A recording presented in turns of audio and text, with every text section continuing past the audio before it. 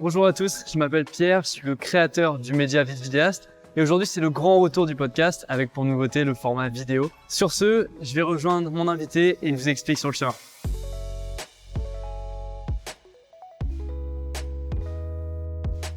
Et pour le retour du podcast, on change un peu le format traditionnel pour une approche plus conviviale, puisque c'est autour d'un café, directement dans leur espace de travail ou sur les tournages que j'irai à la rencontre de mes invités pour leur poser mes questions sur leur parcours, leur vision de la vidéo et les objectifs qu'ils ont dans ce domaine. Bon, sur ce, il fait un petit peu froid, je vais rejoindre mon invité. Salut Léo. Salut Pierre, comment tu vas? Ouais, ça va et toi? Ouais, la forme. Bah écoute, merci de te prêter au jeu du podcast pour le grand retour du podcast VidVidéaste. Si tu veux, il fait un peu froid, on peut aller prendre un café? Ouais, carrément. Je te pose des questions après. Allez, trop bien.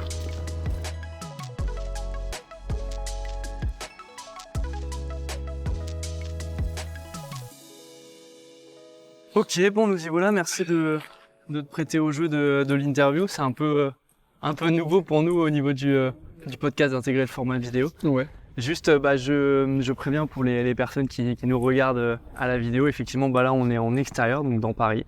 Donc voilà, si jamais il y a des petits bruits de fond et quoi que ce soit, excusez-nous pour la petite gêne occasionnée. On va essayer de gérer ça du mieux possible au montage pour couvrir les petits sons désagréables.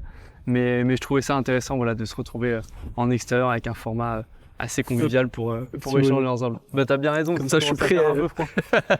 Ok, écoute Léo, merci d'être là pour ce qui est un peu le retour du podcast VidVidéaste. Première question pour les personnes qui te connaissent pas, est-ce que tu pourrais te présenter, s'il te plaît? Bien sûr. Déjà, ça me fait plaisir aussi d'être là.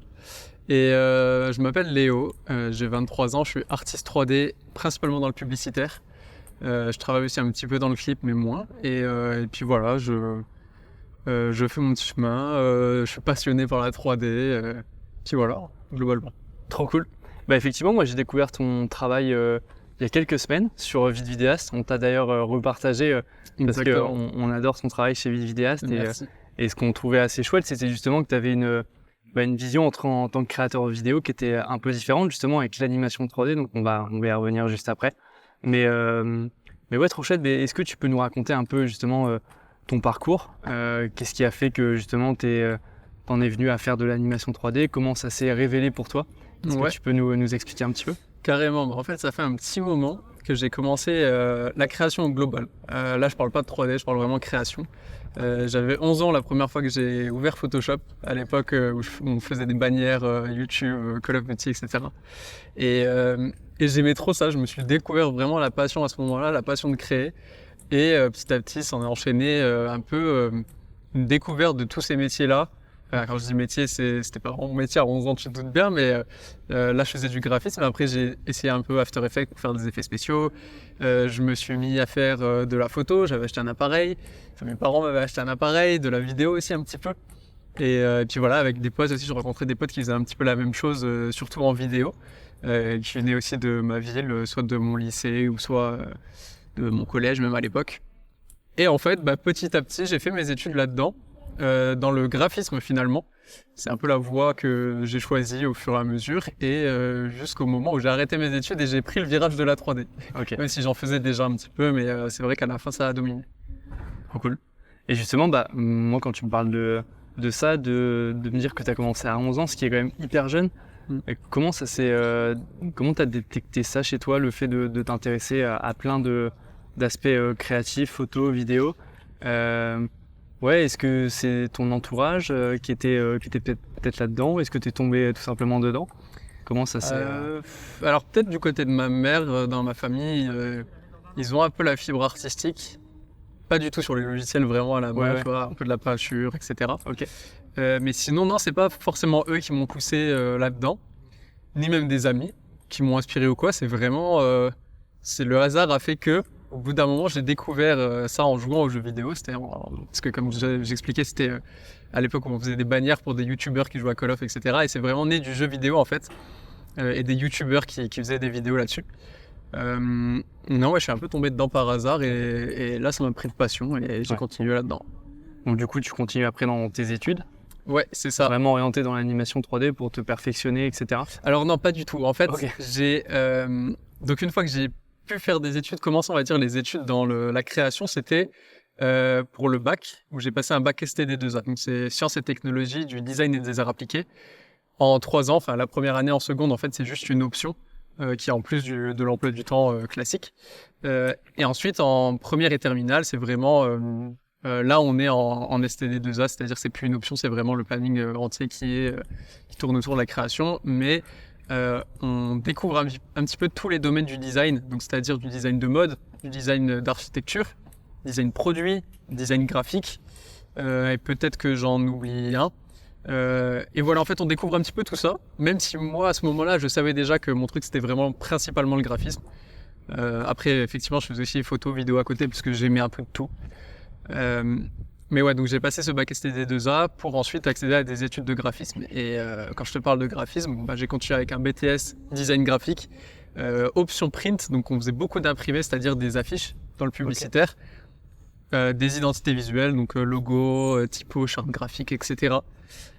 Et en fait, déjà à ce moment-là, je commençais un peu à faire de la 3D, mais c'était voilà, par étapes. Des fois, je faisais un petit truc sur Cinema 4D, je l'intégrais à mon affiche sur Photoshop. Mais il n'y avait pas tant cette notion de vidéo. J'essayais de l'apporter un peu, la vidéo en 3D quand je pouvais, mais c'était pas ce qui dominait. Et ensuite, j'ai continué aussi mes études. Donc après mon BTS, j'ai fait une licence pro création publicitaire. Ok. C'est aussi pour ça que j'ai un peu cet attrait pour la pub. Même si ça s'est fait un peu naturellement, mais mes études étaient aussi focalisées là-dessus. Et ma licence, c'était sympa parce que ça venait compléter mon BTS, où le BTS était très axé création. Donc on travaillait vraiment notre œil créatif, on faisait de la veille de la veille culturelle. Et la licence, elle m'a apporté le côté, c'était beaucoup plus marketing et communication. Donc vraiment le côté, on va dire, pro, hors création, mais qui vient compléter le métier. Donc en fait, en sortant d'études, on est plutôt prêt à l'emploi, entre guillemets. Et puis voilà, et après j'ai terminé. Normalement, moi je me voyais continuer mes études, j'avais demandé des écoles, mais l'école vraiment top école que je voulais, j'étais refusé. Ok. Mais en fait, heureusement, avec le recul vraiment, je les remercie de m'avoir refusé parce que c'est vraiment l'année où je devais me lancer, quoi. Je pense que c'était vraiment à ce moment-là, c'est tombé parfaitement là, quoi. Ouais. Bah écoute, trop bien. On en sait un peu plus sur ton parcours, comment t'en es venu à justement à faire du graphisme avec ce côté très créatif pendant tes études. La formation aussi un peu en autodidacte sur l'animation 3D. Et donc ça nous mène un peu à ton activité actuellement. C'est vrai que moi, je t'ai connu il y a quelques semaines et les gens pourront découvrir, qui nous écoutent en audio et en vidéo, pourront découvrir ton travail avec plaisir. Donc moi, j'ai découvert ça sur Instagram et j'avoue que j'ai été impressionné par ton travail. Avec des clients assez incroyables, Jean-Paul Gaultier, Puma. Ouais. Est-ce que tu peux en citer d'autres? Mais c'est vrai que c'est des beaux noms que tu as. J'ai la mémoire courte, c'est difficile d'en citer d'autres. Qu'est-ce qu'il y a pu avoir dans la pub? Moi, c'est ce que j'ai vu récemment en tout cas. Oui, c'est les plus récents. Je t'aurais cité les mêmes parce que comme je t'ai dit, j'ai une mémoire très courte. Qu'est-ce qu'il peut y avoir? Puma, c'est des clients réguliers. J'ai déjà fait un petit peu avec Adidas aussi. Dans l'automobile avec Bentley. Super. Technologie aussi, Asus, j'ai travaillé avec eux, Acer. Ouais, donc des super marques. Ouais. Et donc la question par rapport à ça, c'est comment tu sors d'un petit gars qui sort des études, qui est diplômé, à justement travailler avec des belles marques comme celle-là, internationales. Ça a été quoi le process pour en arriver là? Moi, mon tremplin, ça a vraiment été TikTok pour le coup.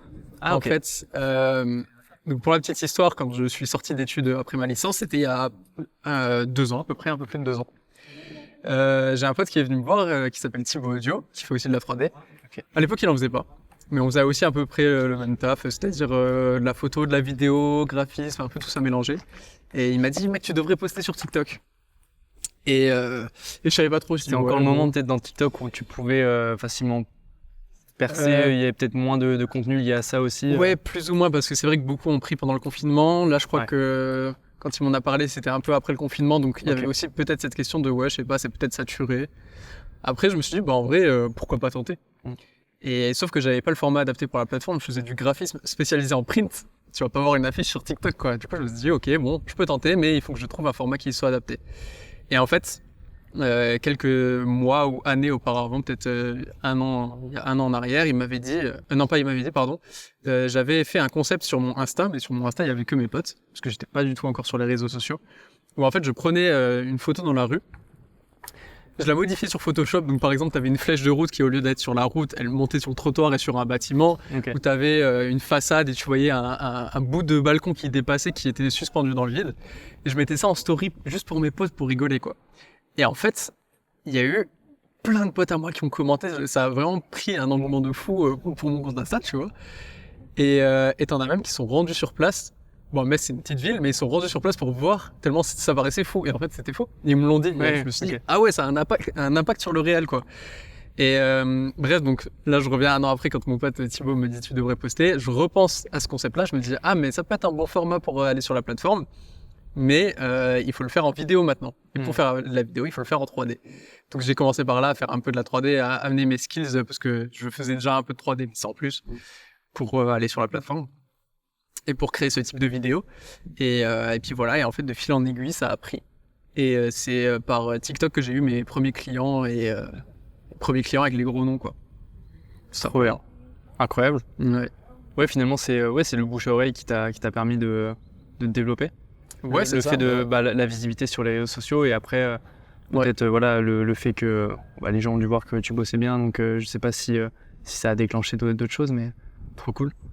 Ouais, c'est impressionnant, ça s'est développé hyper vite pour toi, donc félicitations. Et par rapport à ça, comment ça se passe? Est-ce que à l'heure actuelle, c'est justement ces clients qui viennent te contacter directement? Est-ce que tu travailles en lien peut-être avec des agences créatives? Ouais, tu peux peut-être nous en dire plus aussi sur ton activité. Est-ce que tu travailles en micro-entreprise, en société? Comment ça se passe pour toi aujourd'hui justement pour cette partie-là? Ouais, alors pour reprendre tes questions dans l'ordre, il y a, on va dire, trois façons de travailler.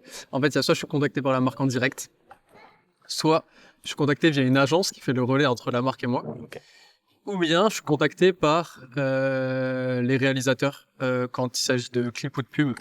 Donc ils se placent pas comme une agence, mais juste comme un réal qui a besoin de s'entourer pour monter sa pub ou pour monter son film, et qui me contacte. Donc voilà, c'est un peu les trois billets par lesquels je passe pour avoir des missions. Okay. Et effectivement, donc là je suis en micro, je vais devoir changer, donc je vais passer en société. C'est encore trop neuf, donc là je suis un peu dans les démarches, je peux pas te dire en quoi je vais passer exactement, mais c'est en cours. Ok. Et puis voilà, globalement c'est ça. Ouais, trop chouette. Et je sais pas, pour les gens qui sont intéressés, qui vont nous écouter et qui veulent peut-être en découvrir un peu plus sur comment fonctionne l'animation 3D, etc. Est-ce que tu pourrais faire, je sais pas, un petit tuto démarrage sur les bonnes pratiques à avoir pour se lancer dans l'animation 3D, les petits conseils que tu pourrais donner justement pour se développer? Conseil pour moi, le conseil numéro 1, c'est regarder des tutos YouTube. Hein. Mais vraiment, dès que j'ai beaucoup de gens qui viennent me demander par message, est-ce que tu n'aurais pas des petits tips à me donner pour apprendre la 3D? Moi, je leur dis toujours, mais regardez des tutos YouTube, il faut passer sa vie devant. Ouais. Mais justement, tutos YouTube, est-ce que parce que moi, c'est vrai que je découvre aussi ce monde un peu de l'animation 3D. Est-ce qu'il y a des écoles qui existent qui sont justement spécialisées dedans, mais toi que tu recommandes pas forcément? Non, c'est pas que je recommande pas, c'est qu'en fait je connais pas. Tu connais donc pas. Je saurais pas te dire. Je sais qu'il existe des écoles. Après, j'en connais pas tant dans le publicitaire, j'en entends pas trop parler. Mais en 3D, je sais qu'il existe beaucoup d'écoles d'animation, notamment les Gobelins, je crois que ça s'appelle. Où là, ils sont vraiment formés au film d'animation. Okay. Ce qui n'est pas du tout ce que je fais. Donc c'est pour ça que là, je peux pas te parler, de savoir si c'est bien ou pas. Mais il me semble que ces écoles-là ont quand même une bonne renommée, parce qu'en général, quand tu sors, t'as de bonnes pratiques et un bon niveau en 3D. Mais après, oui, c'est pas impossible de travailler en s'étant formé tout seul, même en ayant fait des études qui n'ont rien à voir avec la création. Je sais pas si quelqu'un a fait une filière scientifique, s'il travaille à côté, vraiment ce qui lui passionne, c'est la création. En sortant des cours, si après il est sur son ordi, il fait ses trucs, il sort avec sa cam, etc., il peut se former tout seul et ça marchera tout aussi bien en fait. Alors effectivement, après il y a peut-être un travail de contact à avoir, parce que quand on est dans des écoles, notamment si on veut travailler en 3D, et qu'on est dans des écoles de 3D, effectivement peut-être qu'on aura accès à des contacts qu'on n'aurait pas pu avoir, et qui seront plus difficilement accessibles en se formant tout seul, mais c'est aussi le jeu. Il y a des avantages et des inconvénients, un peu dans les deux parties, quoi. Okay. Ouais, excuse-moi, je t'ai interrompu, donc t'avais dit dans un premier temps, donc effectivement... bouffer un peu des tutos YouTube, et tu parlais aussi d'être curieux, c'est ça? Exactement, ouais, c'était mon deuxième point. C'est vrai que ça peut paraître un peu niais, c'est ce que je trouvais quand nos profs nous le disaient. Ils nous disaient vraiment soyez curieux, Et en fait, je l'ai compris un peu plus tard quand je suis sorti d'études où effectivement, c'était curieux. Mais curieux, ça englobe plein de choses. Ça englobe fouiller les logiciels que tu utilises. Tu vas aller voir, tester tous les menus, tester tous les outils, tu vas découvrir des trucs. Ça inclut faire de la veille créative, aller voir un peu ce qui se passe, les nouvelles pubs qui sont sorties, des choses comme ça. Pareil, aujourd'hui en 3D, il y a un peu... il y a beaucoup de révolutions en ce moment, des nouvelles technologies qui nous permettent de faire de la 3D comme on n'a jamais pu le faire avant. Ça, c'est des outils, en fait, quand on les connaît, quand ils viennent de sortir et qu'on les teste, on peut faire des choses incroyables. Et si en plus, on les apprend au fur et à mesure qu'elles s'améliorent, c'est tout gagné, quoi. Donc ouais, le deuxième gros point, c'est vraiment être curieux, quoi. Ouais. Et justement, tu parles d'outils, est-ce que tu peux nous donner des exemples justement d'outils qui justement viennent d'apparaître et que toi tu utilises maintenant au quotidien? Ouais, carrément. Là, alors, bon, ça fait un petit moment, mais pas tant que ça au final, c'est le logiciel Unreal Engine qui permet de faire de la 3D en temps réel. Avant, c'était beaucoup plus pour le jeu vidéo. C'est sur ce moteur de rendu que tourne Fortnite. Donc, on va dire c'est un peu un logiciel sur lequel a été créé Fortnite. Sauf que maintenant, ça s'est répandu dans les films et la pub. Donc, par exemple, pour le Mandalorian, ils ont utilisé Unreal Engine pour faire des décors, des environnements en 3D. Ok. Et la force de ça, c'est que c'est en temps réel, alors que normalement, en 3D, avant, on travaillait avec des temps de rendu. Donc, on faisait notre animation. À la fin, quand on avait, une minute d'animation à 25 images secondes, on devait rendre toutes nos images et ça peut prendre des 1 minute par image. Là, c'est du temps réel, donc une grosse révolution. Et bon, il y en a plein d'autres. Ça, c'est, on va dire, la plus grosse qu'il y a eu récemment. Et on a des toutes nouvelles qui viennent de sortir. Par exemple, du Gaussian splatting. C'est une nouvelle façon de scanner des objets qui est assez réaliste, qui a encore un peu ses défauts parce que c'est vraiment sorti il y a genre 1 mois, quoi. Mais qui est aussi une grosse révolution et on est en train de se jeter dessus et essayer de l'apprendre parce que il y a un potentiel assez incroyable, quoi. Trop cool. Pour ceux que ça intéresse, ils pourront aller regarder tout ça. Trop bien. Bon, on a parlé de ton parcours, on a parlé de ton actualité, de ton lancement, etc. dans l'animation 3D. On parlera, pour finir du podcast, de tes objectifs, de tes ambitions aussi dans cet univers-là. Mais avant cela, on va passer au jeu légendaire de VidVidéaste, si tu dois choisir. Okay. Donc, je te pose 5 petites questions, 5 petits dilemmes, ouais. et tu me dis les réponses que tu choisirais et pourquoi pas avec une petite justification. Ok. Donc let's go, enchaînons directement. La première question qui me vient en tête, c'est si tu devrais choisir une marque avec laquelle collaborer, ce serait laquelle? Là, tu vois, je te pose le dilemme direct. Ok, j'en ai une en tête, c'est Devialet. Je sais pas si tu connais. Ouais, les enceintes, ouais. Ouais, exactement. Ok. Je sais pas, j'ai un attrait pour la marque, pour le bon son et j'aimerais beaucoup travailler avec eux. Ok. J'ai essayé de les contacter, de les démarcher, j'ai déjà fait des entretiens avec eux, mais pour l'instant ça donne rien. Donc on croise les doigts pour la suite. Faut passer un petit message s'il n'y a jamais une chargée marketing qui écoute le podcast. Voilà, je suis pas sûr de ça, mais ils ont eu mes mails, on a échangé, mais okay, peut-être que ça viendra, et puis si ça vient pas, c'est pas grave. Ouais, bien sûr. Ouais, c'est quoi qui t'attire justement dans la marque? Tu vois déjà les idées que tu pourrais leur proposer en termes d'animation? Ouais, carrément. Et puis même, je sais pas, leurs produits ont une esthétique qui me parle beaucoup. Ouais. Et même un peu leur univers global, leur univers visuel, leur direction artistique, j'aime bien. Et puis au-delà de ça, c'est quand même des beaux produits et avec une bonne qualité derrière, quoi. Ouais, bien sûr. Ils sont très bien placés et effectivement, je sais que justement, j'attends d'emménager dans mon nouvel appart pour m'équiper avec les produits là. Donc ouais, ça sera avec plaisir que je travaillerai pour trop cool. cette marque. Ok, trop cool. Seconde question, si tu dois choisir un créateur qui t'inspire le plus, ce serait lequel? Un créateur, une créatrice, évidemment. Ouais. Si tu avais un nom à sortir comme ça, naturellement, qui t'a inspiré, qui t'inspire toujours. Ouais, j'en ai un qui ne fait pas de 3D. D'accord. Qui s'appelle Gabriel Rip, et que j'ai revu hier d'ailleurs, ça m'a fait très plaisir de le revoir. Pour son côté storytelling, en fait, il fait de la vidéo. Et pareil, il a une esthétique qui me parle, une façon de filmer et surtout de raconter des histoires, de raconter un peu ce qu'il vit. Qui est super touchante et j'aime beaucoup. Et je sais que quand j'ai dû faire des vidéos pour les premières fois avec un peu de storytelling, c'est la personne à laquelle j'ai pensé et qui m'a un peu inspiré. Donc ouais, je pense que lui, il m'inspire pas mal. J'aime bien. Cool. Ouais, c'est quelque chose qui est important pour toi dans les créations que tu fais, de raconter une histoire, essayer d'apporter justement ce côté storytelling. Je sais pas si dans l'animation 3D, c'est quelque chose que tu peux plus ou moins mettre en avant. mais c'est quelque chose qui t'importe, ouais. Bah, il y a forcément le storytelling à travers l'image. Là où justement Gabriel m'inspire, c'est plutôt le storytelling vraiment à travers la voix, enfin raconter des histoires. Parce que bon, autant en vidéo 3D, ça j'arrive à le faire. Mais par contre, quand il s'agit de parler, de raconter un peu, je sais pas, un processus ou un voyage qui s'est passé, j'ai un peu de mal quand même à m'exprimer, je sais pas, sur ce que je ressens. Et je trouve que lui, il le fait très bien. Donc c'est plutôt là-dessus qui m'a aidé à un peu me débloquer, à me livrer et un peu de trouver une façon de le raconter. Trop cool. Ouais, non, mais je réfléchissais en même temps, mais c'est vrai que le fait d'ajouter une voix off ou même de parler face caméra, bah, c'est forcément un des meilleurs moyens pour justement pousser son propos, pousser l'histoire qu'on veut raconter. Ouais, c'est vrai que c'est toujours hyper intéressant. Ok, trop bien. Donc Gabriel Rip. Ouais, exactement. Okay. On mettra peut-être son lien Instagram. Tu auras le arrobase, voilà, c'est ça le arrobase Insta. Ok, super. Bah, prochaine question. Si tu dois choisir entre deux logiciels qui seraient peut-être Cinema 4D que tu utilises et par exemple Blender, lequel tu choisirais? Alors, le choix est dur. Je vais te répondre Cinema 4D parce que c'est celui que j'utilise. Mais Blender est très très bon. Aujourd'hui, quand on me pose la question, je recommande Blender parce qu'il est gratuit. Donc, parce que souvent, quand on me pose la question, c'est pour commencer. Donc pour commencer, je dis essaye le logiciel gratuit Blender, il fonctionne très très bien, il est très puissant. Mais aujourd'hui, j'ai pas encore basculé de Cinema 4D à Blender, déjà parce que j'ai mes habitudes de travail et parce que pour le moment, j'estime que Blender n'a pas encore dépassé Cinema 4D, en tout cas dans mon usage. Même s'il y a des choses qui manquent sur Cinema 4D, j'aimerais bien apporter de Blender. Mais pour l'instant, je suis très bien, donc pour moi, je répondrai Cinema 4D. Ok, trop cool. Ok, quatrième question, un peu plus d'ordre personnel, mais qui peut être aussi lié à la création. Mais si y a un pays que tu voudrais vraiment visiter, ce serait lequel?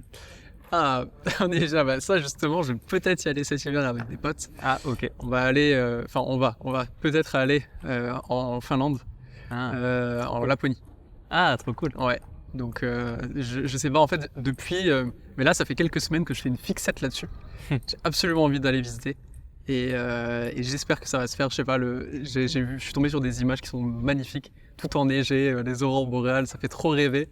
Et même, parce qu'on voit toujours des belles images sur Internet, mais j'étais un peu regardé sur TikTok, voir les gens, ce qu'ils filmaient là-bas. C'est pareil que sur les photos de Google, c'est un truc de fou. Ouais. Donc, je pense que là, c'est la prochaine destination que j'ai envie de faire. Et t'aimerais y aller justement pour filmer, pour créer ou juste pour passer du bon temps? Ouais, juste passer du bon temps. Pour profiter du lieu, ouais, c'est ça. Des paysages. On va y aller entre potes artistes 3D.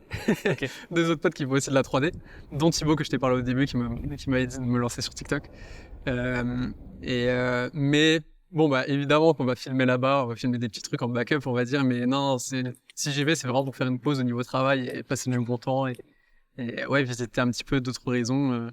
À laquelle j'ai pas pu aller. Bah ouais, trop bien. Je pense que c'est la bonne période en hiver d'aller là-bas. Ouais, c'est clair. Avec l'univers de Noël, etc. Ça exactement. Ouais. Trop cool.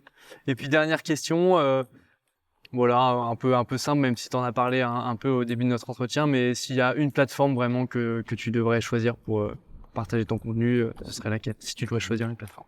Du coup, moi je choisirais TikTok parce que c'est ça qui m'a propulsé. Même si en fait ça dépend des cas et ça dépend du travail de chacun, Instagram peut être une très bonne plateforme aussi. Moi, comme je disais, c'est TikTok qui a été ma plateforme de lancement et surtout pour le type de contenu que je faisais à l'époque. Peut-être que maintenant c'est plus forcément le cas, même si effectivement TikTok a un potentiel de viralité qui est assez incroyable et supérieur aux autres réseaux. Mais ouais, je pense que TikTok ou Instagram, c'est les deux plateformes principales, quoi. En l'occurrence, il y avait une à choisir. TikTok. Ok, trop cool. Ok, parfait. Merci d'avoir répondu aux 5 questions du jeu si tu dois choisir. La première était un peu plus galère, mais au niveau du choix. Après, c'était un peu plus évident, j'ai l'impression pour toi. Ouais, quand même. Mais trop cool. Ok, parfait. Si tu veux, on peut parler un peu de ton futur, de ce que tu imagines, etc. Ouais. C'est vrai qu'à l'heure actuelle, ça fonctionne très bien. Ton activité se développe très bien, en tout cas de ce qu'on voit sur les réseaux sociaux avec des belles collaborations, etc. Je ne sais pas si c'est des choses auxquelles tu réfléchis, mais où est-ce que tu te verrais à horizon quelques années? Est-ce qu'il y a des projets vraiment qui tiennent à cœur que tu aimerais développer dans un futur plus ou moins proche? Il y a des projets un peu annexes que j'aimerais faire, mais qui sont pas forcément des buts ultimes, juste pour tenter. Ouais. Tu vois, et voir ce que ça donne. Typiquement, c'est un peu l'exemple classique, mais faire une marque de vêtements.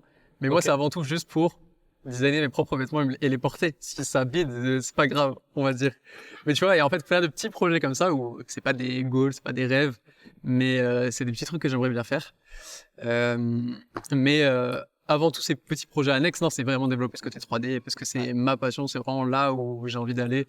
Peut-être à terme m'entourer avec d'autres personnes qui sont aussi compétentes en 3D, que justement je pourrais former, on en parlait tout à l'heure, qui peuvent ensuite m'accompagner sur des projets.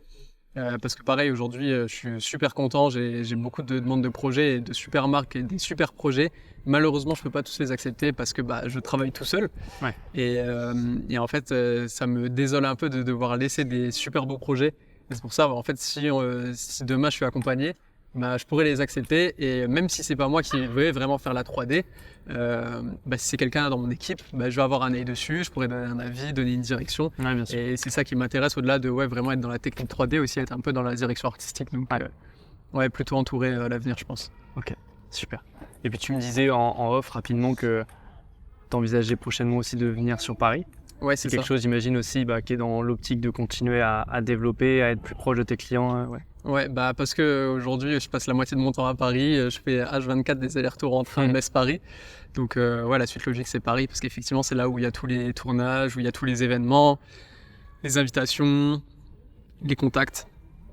C'est là que ça se passe en fait. Mais après, on n'est pas obligé de venir sur Paris. Il y en a qui restent installés dans d'autres villes, dans Lyon, je sais pas, Bordeaux, qui sont très très bien. Et d'ailleurs, moi aussi, en vérité, je pourrais rester à Metz, mais j'ai envie de passer le cap et de voir ce que ça donne, quoi. Ouais, bien sûr. Ok, super. Et je pense qu'on arrive à la fin de notre entretien. J'ai juste une dernière petite question à te poser qui est de l'ordre un peu plus personnel, mais si tu avais, je sais pas, un conseil à donner aux gens qui nous regardent, une petite recommandation à faire, quelque chose qui te vient en tête, que je sais pas, un petit boost de motivation, un petit message à passer, ce serait quoi, si tu en as un en tête? Plus ou moins, un peu flou, mais je dirais qu'il faut trouver, j'espère que vous trouverez votre passion et que votre passion sera votre métier, parce que quand notre métier c'est notre passion, on n'a pas l'impression de travailler. Même si, attention, ça peut être dangereux parce qu'on peut tomber dans le trop de travail. Parce que quand on mélange passion et travail, on peut être H24 la tête dedans et il faut faire attention au burn-out. Mais à part ça, effectivement, c'est toujours un plaisir quand tu sais que tu te lèves le matin et que tu vas faire quelque chose qui te plaît, quoi. Donc moi, c'est mon conseil numéro 1, trouvez votre passion et faites dans votre métier. Je suis d'accord. Trop cool. Merci Léo pour cet épisode, ce podcast.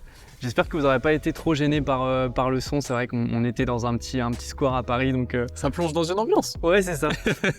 donc on essaiera de faire mieux si jamais le son n'était pas au top.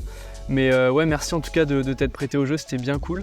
Et juste pour finir, où est-ce qu'on peut te retrouver? Donc j'imagine sur TikTok, sur les réseaux sociaux. C'est ça. Aussi un site. J'ai un site, www.leolorini.com, tout simplement. Trop cool. Qui n'est pas forcément à jour d'ailleurs, mais ça va. Et sinon, effectivement, Instagram et TikTok. Trop cool. Bon, on mettra les liens dans la vidéo, en description, et puis voilà. Carrément. Merci. C'était un plaisir. Bon, moi, je pars par là. Et je pars là-bas. Ok, allez. T'as pas pris sa boisson.